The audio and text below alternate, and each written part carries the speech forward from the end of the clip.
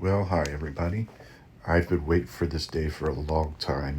This is the Casterman Handle and Axe and Tool Company first handle drop, and it's been a long time coming, about 4 years.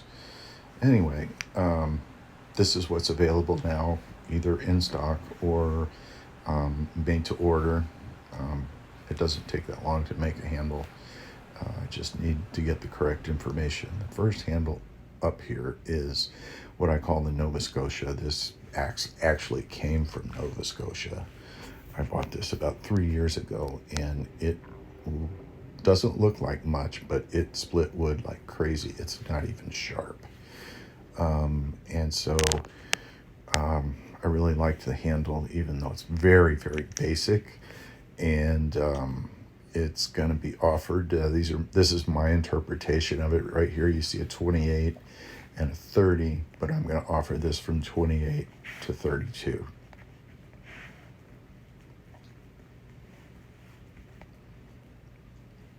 Changed the palm swells a little bit, added a little bit nicer palm swell, a little more elegant. Basically, 3 or 4 variations of a handle can be made out of one pattern. The next axe coming up is my grandpa's axe. It's a keen cutter from the late 40s, early 50s with the original handle. It is very, very thin and very whippy, and I just like the proportions. You can see how thin it is here. It's close to 3/4. It's probably 13/16, maybe a little less, but it's a thin handle. The palm swell is really nice too. It's just really simple, but the taper is really nice and it fits the hand really nice. Although you can see that chip in there. My interpretation of the palm swell is a little bit different to keep it from chipping. And here you can see a 36" on a Puget Sound. I made it a little beefier, but still within the same dimensions. It's very comfortable. You can tell me how much whip you want in it, or you can take it out yourself. But putting this chamfer on the end of it really takes chipping the butt of the handle out of the equation.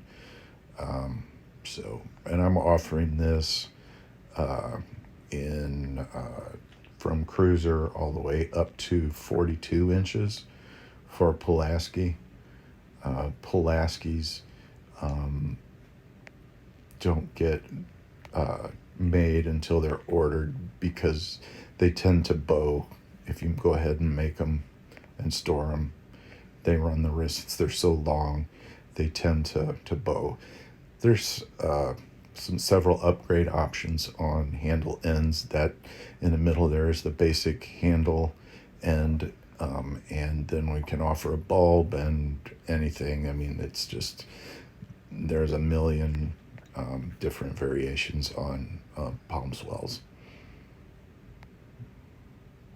Here you see 2 custom octagonal saddle axes that are headed to Saskatchewan.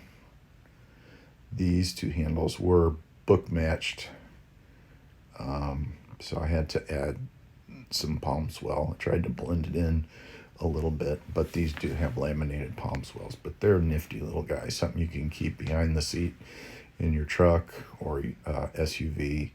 And here we have what I call the Cane Curve. A friend of mine, Dan Kane, sent me an axe. It's actually, there it is now. It's a child's axe. And I liked the curve on it so much that I adapted it to what we see here.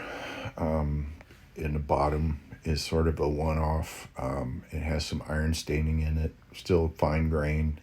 And then we have a sapwood handle, and again, however you want the palm swell finished is pretty, we can talk about it, but it's an adaptation of that child's axe handle. It's only offered in 28.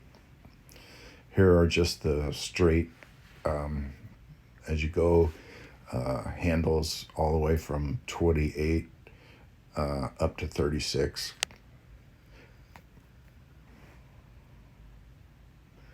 This is what I call the Casterman OG. This handle was kind of adapted from 3 different handles.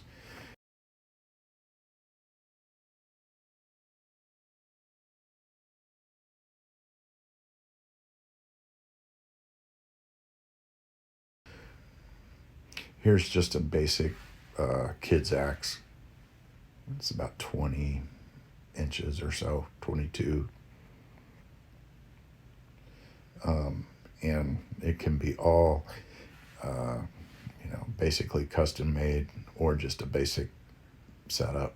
Here are a couple of handles inspired by Chris Killinger handle. I call this the Hax, sort of a cross between a axe and a hatchet.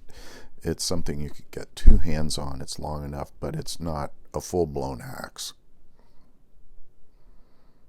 And last but not least, hatchet handles. This is a rough outline of a hatchet handle.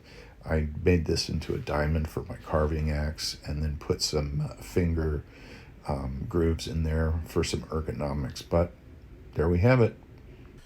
If you'd like to order before all of the social media gets coordinated, go to Casterman Axe and Tool on Facebook and just message me, and we can communicate about your order and go from there, and I can give you pricing.